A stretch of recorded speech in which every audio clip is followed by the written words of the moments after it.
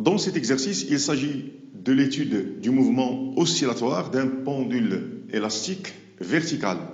Il est composé d'un ressort de raideur K de masse très faible, négligeable, et d'un corps S de masse M. Le ressort, il a comme longueur à vide la longueur L0. Lorsqu'on lui accroche le corps solide S de masse M, il s'allonge et prend cette nouvelle position. Il s'allonge de delta L0. Delta L0, c'est l'allongement. L'allongement, c'est quoi? C'est la longueur finale moins la longueur initiale. Alors la question, c'est chercher l'expression de cet allongement delta L0 en fonction du donné de l'exercice, en fonction de M, G et K. Et pour cela, on va étudier l'état de repos de ce corps solide. Alors, il est au repos dans un repère terrestre galiléen, OI, dirigé vers le bas. En cet état, il est soumis sous l'action de deux forces. Il y a le poids P et la tension T0 qui représente la force de rappel du ressort. Il est dirigé vers le haut. Alors, le corps, il est en équilibre, donc on doit appliquer la première loi de Newton. Alors, le corps solide est en équilibre, il est soumis à l'action de P, son poids, et de la force T0 de rappel du ressort. Et dans le repère galiléen, terrestre galiléen, on applique la première loi de Newton. La somme des forces extérieures est égale à 0, vecteur. Donc, P plus T0 égale 0 vecteur. Et P, c'est mg fois I, c'est une force qui est dirigée selon I.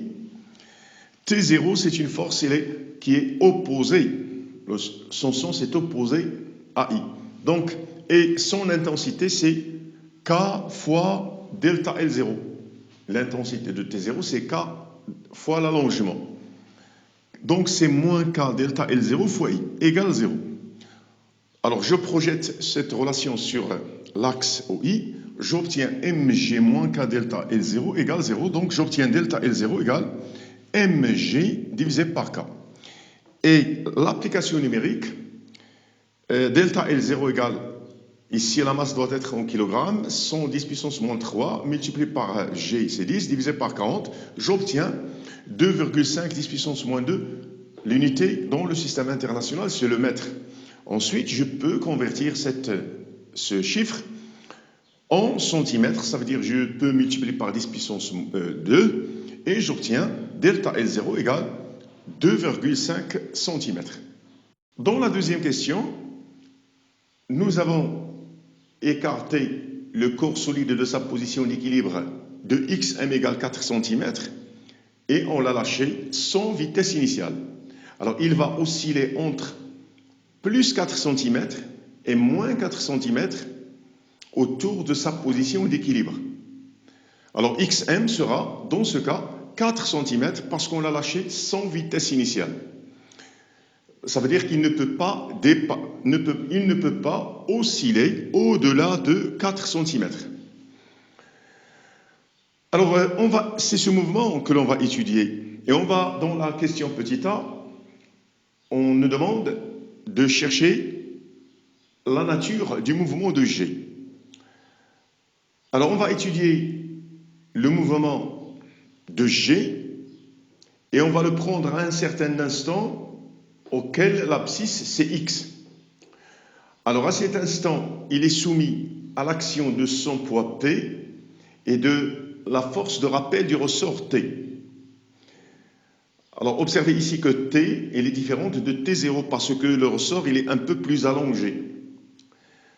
Donc, l'allongement, il est différent. Alors, l'allongement ici, c'est L moins L0. Or, L moins L0, c'est delta L0 plus, alors vous avez ici delta L0 d'abord, delta L0 plus X, plus cette distance qui est bien la distance entre G0 et G. parce que le solide, il est indéformable. Donc, la distance que parcourt l'extrémité du ressort, c'est la même que celle parcourue par le centre d'inertie. Donc, l'allongement à l'instant t, à ce moment où le solide se trouve en cette position, c'est delta L0 auquel on doit ajouter x, l'abscisse de G. Alors, dans le repère OI, nous allons faire l'étude du mouvement du centre d'inertie G dans le repère terrestre galiléen et on doit appliquer la deuxième loi de Newton dans ce repère. La somme des forces extérieures égale MAG. Ça veut dire que P plus T égale MAG. Ça veut dire que mg fois I, alors le poids il est dirigé suivant I. Alors ce moins parce que la force T, elle est opposée à I. Donc moins K facteur de X plus delta L0, c'est l'allongement à l'instant T, fois I est égal à MAG. Ici, AG, c'est la mesure algébrique de l'accélération, fois I. Alors, implique que, alors je fais la projection de cette relation sur l'axe OI, j'obtiens mg moins k delta L0 moins kx égale mx de point. X de point, c'est la dérivée seconde de x.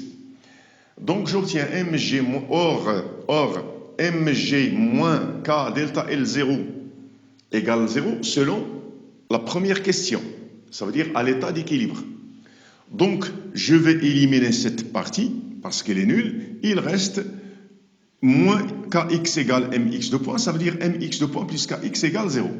Alors, c'est l'équation différentielle que vérifie l'abscisse x lors de ce mouvement. Et la nature du mouvement, alors je peux déduire directement de cette équation différentielle que le mouvement de G, c'est un mouvement de translation verticale.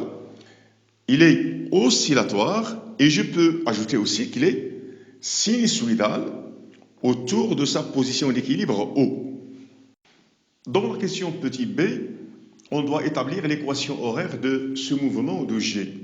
Alors nous avons trouvé qu'en cas d'absence d'amortissement, l'équation différentielle de x s'écrit sous la forme suivante, mx de point plus kx égale 0, ou bien x de point, ça veut dire la dérivée seconde, égale moins k sur m, égale une constante fois x. Alors la solution, ça veut dire on doit chercher quelle est la fonction qui vérifie cette caractéristique qui est la suivante. La dérivée seconde par rapport au temps donne une constante fois cette même fonction.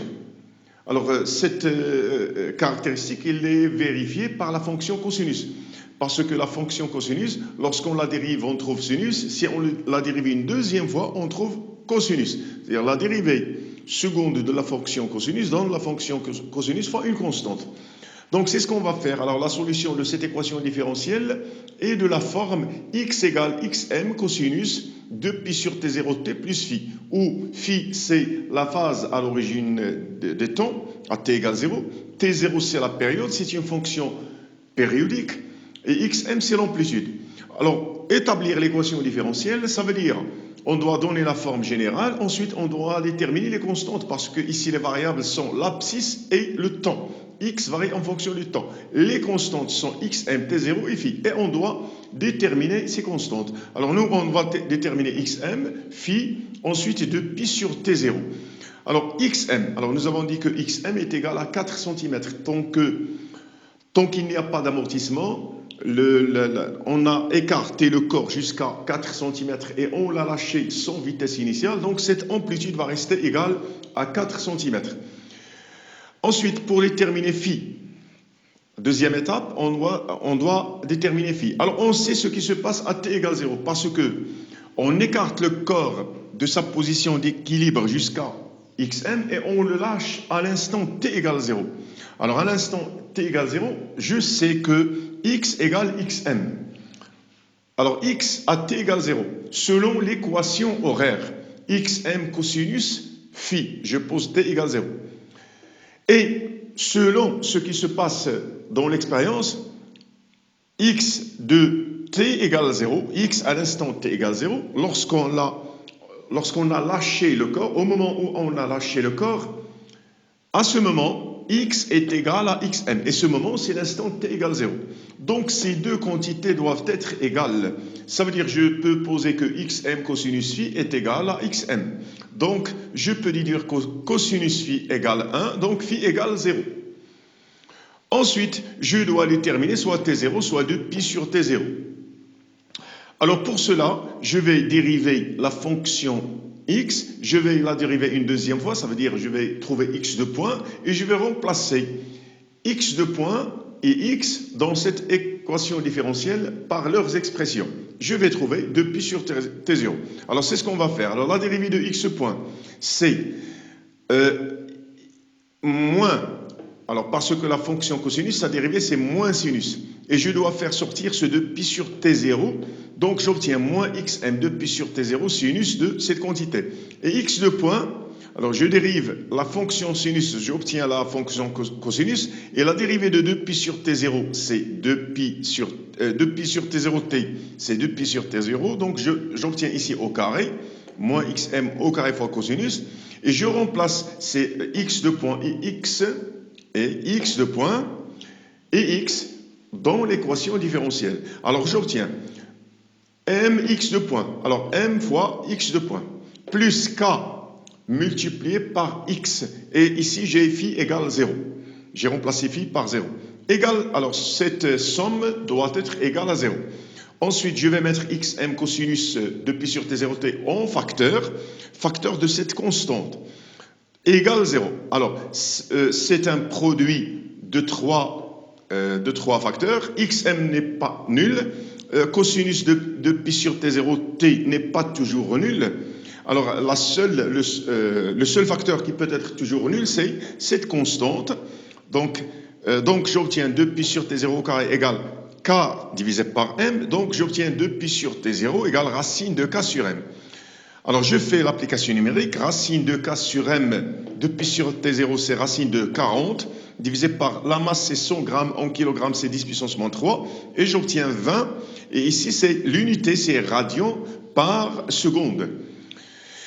D'où, alors maintenant, je peux écrire l'expression de l'équation horaire du mouvement, égale ici 4 10 puissance moins 2, xm c'est 4 cm, donc je dois l'écrire en mètres, cosinus de 20t plus 0, donc cosinus de 20t.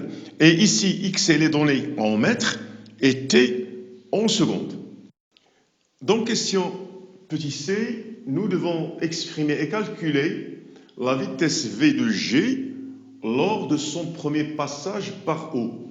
Parce que à l'instant t égale 0, on va lâcher le corps du point d'abscisse xm et il va osciller entre plus xm et moins xm, et c'est un mouvement qui est périodique de période propre t0. Qu'est-ce que ça veut dire la durée t0?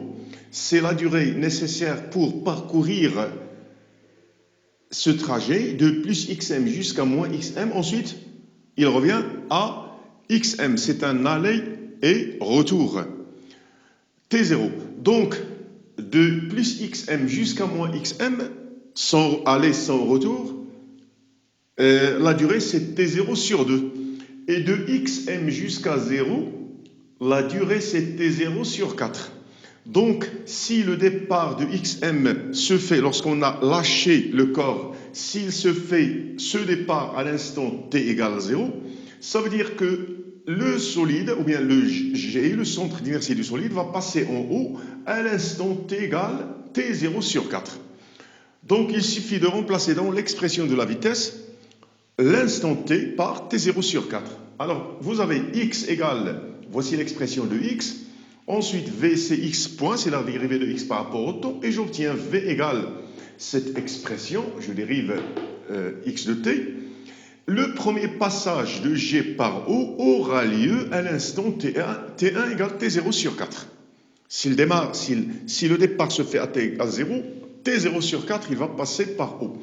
Donc, je remplace t par t0 sur 4. j'obtiens V1 égale moins xm de pi sur T0 sinus de pi sur T0 fois T0 sur 4. Et ici, je dois simplifier par T0. Ensuite, je simplifie par 2, j'obtiens sinus de pi sur 2. Et sinus de pi sur 2, c'est 1. Donc, il me reste V1 égale moins xm de pi sur T0. L'application numérique, V1 égale moins 4 10 puissance moins 2 fois 20 de pi sur T0, c'est 20. Et ceci dans le système international, donc V1 égale moins 0,8 mètres par seconde. Et observons aussi que la vitesse ici, c'est une mesure algébrique, elle est négative, tout simplement parce que le premier passage se fera dans l'essence des x décroissants. Ça veut dire en allant des x positifs, des valeurs positives vers les valeurs négatives, dans le sens opposé à i. Donc la vitesse, elle est opposée à i, donc puisque le mouvement est opposé à i, donc la vitesse, c'est un vecteur qui est opposé à i, parce que le vecteur vitesse, il suit le mouvement. Donc, ça, la mesure algébrique de la vitesse, c'est normal qu'elle soit négative. Dans la question petit d, on doit exprimer et calculer la vitesse lors du passage de g par l'abscisse x égale xm sur 2, ça veut dire entre xm et o. Lors du passage en cette abscisse, quelle est l'expression de sa vitesse? Alors, il suffit d'écrire que x égale xm sur 2. Ça veut dire que, d'après l'équation horaire, xm cosinus de pi sur t0t égale xm sur 2. Alors, je simplifie par xm, je trouve que le cosinus de cette quantité égale 1,5. Donc, cette quantité peut prendre les deux valeurs, soit plus pi sur 2, soit plus pi sur 3, soit moins pi sur 3, parce que le cosinus, c'est une fonction paire. Vous avez cosinus de pi sur 3, c'est 1,5, et cosinus de moins pi sur 3, c'est 1,5. Donc, 2 pi t sur t0 peut prendre l'une de ces deux valeurs. Alors, je vais remplacer, puisque je suis en train de chercher la vitesse, je vais remplacer dans l'expression de la vitesse le terme de pi sur t0t par soit plus ou moins pi sur 3. Donc, en x égale xm sur 2, alors voici d'abord l'expression de la vitesse, c'est moins xm de pi sur t0 sinus de ce terme. En x égale xm sur 2, v égale moins xm de pi sur t0 sinus. Et je remplace 2 pi sur t0t par plus ou moins pi sur 3. Ensuite, j'ai v égale, alors le sinus de plus ou moins pi sur 3, c'est plus ou moins racine de 3 sur 2, parce que sinus de pi sur 3, c'est racine de 3 sur 2. Sinus de moins pi sur 3, c'est moins racine de 3 sur 2. La fonction sinus, c'est une fonction impaire.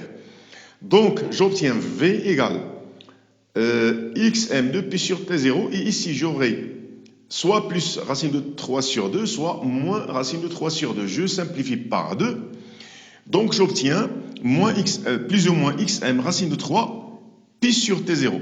Et l'application numérique, v égale, alors xm, alors plus ou moins 4 10 puissance moins 2 fois racine de 3, pi sur t0, parce que nous avons trouvé avant que 2 pi sur t0 c'est 20, donc pi sur t0 c'est 10, c'est la moitié. Donc j'obtiens plus ou moins 0,69 mètres par seconde. Alors ici, plus ou moins, ça veut dire que la vitesse a deux valeurs algébriques possibles, plus 0,69 et moins 0,69. Pourquoi? Tout simplement parce que le mobile passe par x égale xm sur 2, il peut passer dans l'un des deux sens, soit en allant dans le sens des x croissants, et dans ce cas, la vitesse elle est positive, ou bien en se déplaçant dans le sens des x décroissants, ça veut dire en montant. Et dans ce cas, c'est moins 0,69 mètres par seconde.